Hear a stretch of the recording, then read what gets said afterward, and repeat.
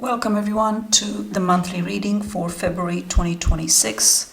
For this reading I am using the Bohemian Gothic Tarot.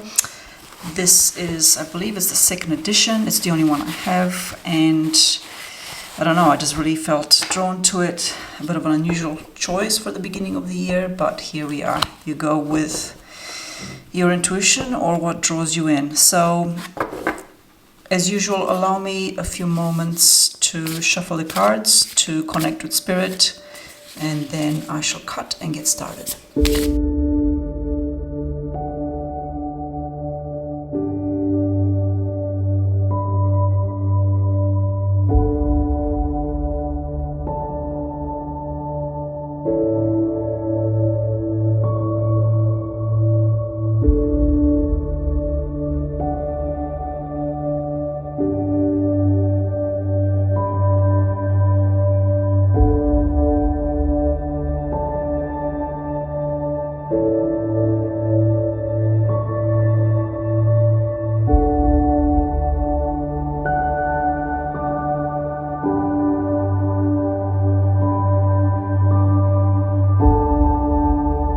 Let's cut.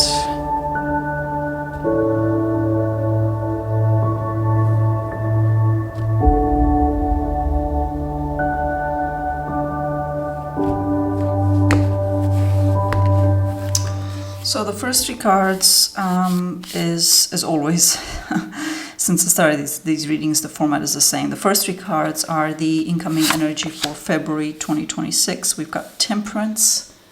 It's a beautiful card of moderation and balance, and trying to keep things from going to extremes, trying to avoid going to either extreme in thought or in action as well.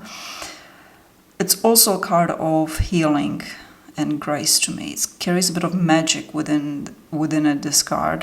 There's the healing angel of Temperance.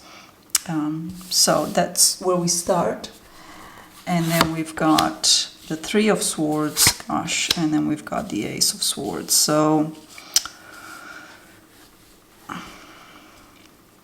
I think it's important to recognize that central card is a card of pain and heartbreak and really deep, big sorrow. I kind of feel like we're trying to bring some moderation and temper this really difficult emotional burden that we have, this deep sorrow. It's a card associated with heartbreak as well. It's a card of really painful situations.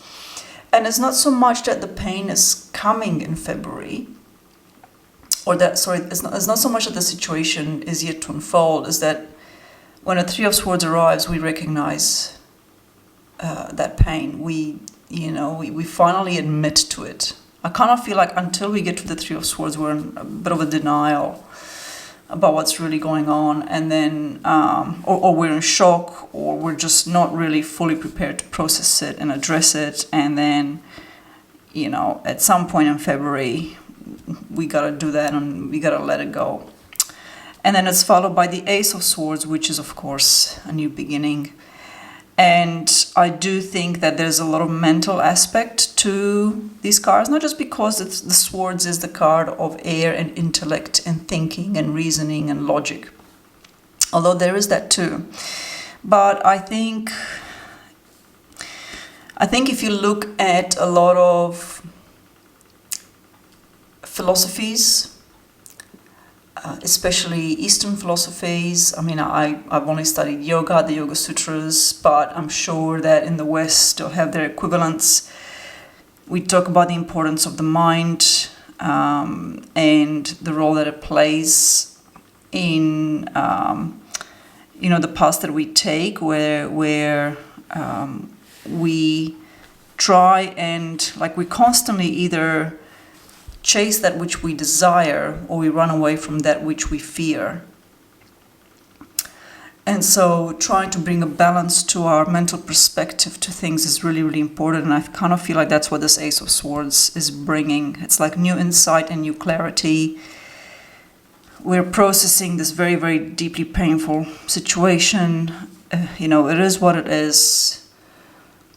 There might be crying and, very painful release of emotions with it. But then, as you know, once you go through that, it's kind of like a new beginning. That's how I'm kind of reading this trio here. Like, it's really nice that the temperance is there, but temperance is at the very beginning. So like the intent to heal is there, the intent to bring balance is there. But temperance is not at the end. At the end is clarity. At the end of whatever February brings in terms of this painful situation, at the end of that we have clarity. And then the fourth and final card is the focus card. So regardless of what is coming in February, regardless of what life throws at us, our focus is the wheel of fortune. Ooh, big changes coming in. So we gotta focus on change. We have to focus on our ability to change and to not remain rigid and stuck. I'm going to put my astrologer's hat on and say that February 2026 is a really significant month astrologically. We have the meeting of two big planets, Saturn and Neptune, in the sign of Aries, which is the sign of pioneering endeavors, but it's also a sign associated with battle, with going into battle, with fighting for a cause. Aries is really not afraid to do that. I mean, it's ruled by Mars, the god of war, for goodness sake. So I think things could get very, very interesting in February. I mean, it's a cycle that happens every 36 years or so, so it's not new. We go through this, we meet the energy of this conjunction of these two big planets, Saturn and Neptune, every 36 years. So the world isn't going to end or anything like that. But when it does happen, for example, in 89, was it, for example, the fall of the Berlin Wall, and communism fell as well in so many countries in Eastern Europe. That's just one example. There's many others throughout history. And I did a video, I'm going to link it in the description box below if you're interested. I did do a video on it. I mean, there's much more in-depth videos on the conjunction of Saturn and Neptune. They go into the historical details for conjunctions and things like that. But I'll put it in the description box below if you're interested. I guess what I'm trying to say is, even though it happens regularly, it is still a significant energy, and our focus here is on these really, really significant big changes that are going to take place in February. I think for me personally, actually, I will be doing some readings, some group readings for an event in February. So this is kind of like quite apt for me personally in terms of what to focus on. But do you know, when you look at the image here, you've got to recognize what this image is saying is that while we do have power and control in our lives, and it's important to exercise that as much as possible in our lives, it's also important to recognize that there are things outside of that will come in life. And you can't always foresee them.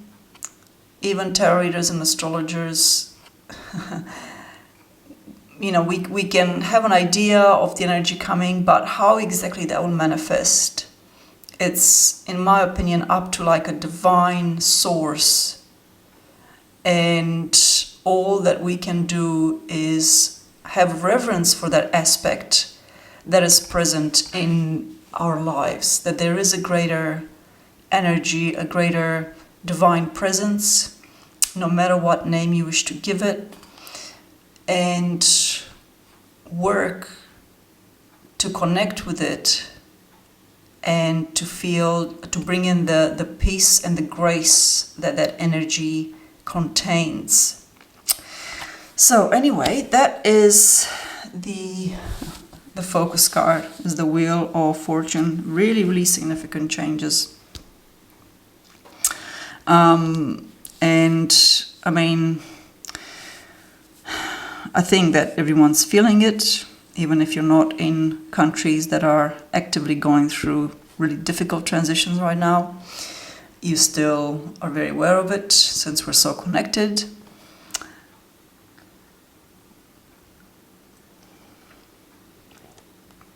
And so everyone is feeling this intensity to one degree or another. I shall wrap this up here. I do hope it's brought some insight or guidance for you. And as always, I thank you for being here. I thank you for supporting my channel and watching my videos. And until my next video, take care.